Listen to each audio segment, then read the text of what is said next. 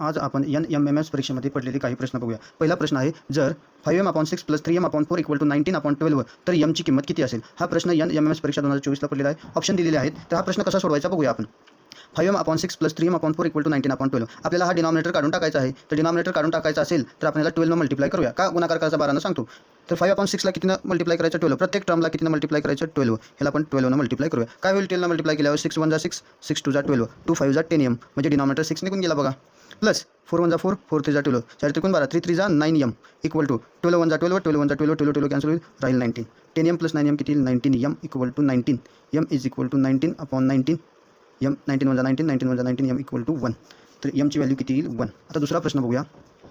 5x² + 10x - 175 या बहुपदीस x + 7 ने भागल्यास भागाकार व बाकी किती येईल? हा प्रश्न NMS 2024 ला पडलेला आहे. पर्याय 4 दिलेले आहेत. तर कसं भागायचं, कसं भागाकार करायचं बघूया. तर पहिल्यांदा x + 7 ह्याला भागूया. इथं 5 आहे त्यामुळे इथं 5 घेऊया. इथं x² आहे, इथं 1x कमी आहे त्यामुळे 1x घेऊया. तर यानं 5x ला मल्टिप्लाय केलं 5 येईल, x × x किती येईल x². आता सबट्रॅक्शन करूया.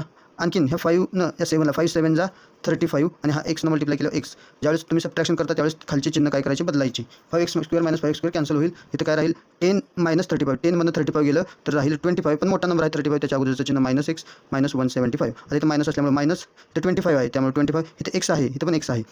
-25 x 25x -25 25 7 = 175. ज्यावेळेस मायनस करतो त्यावेळेस साईन चेंज करायचे. प्लस होईल, हे कॅन्सल होईल, हे पण कॅन्सल होईल. रिमाइंडर किती येईल 0 आणि भागाकार किती येईल 5x - 25 म्हणजे क्वोशंट येईल 5x - 25 आणि रिमाइंडर येईल 0 म्हणजे ऑप्शन क्रमांक 1 हा बरोबर असेल. थँक्यू.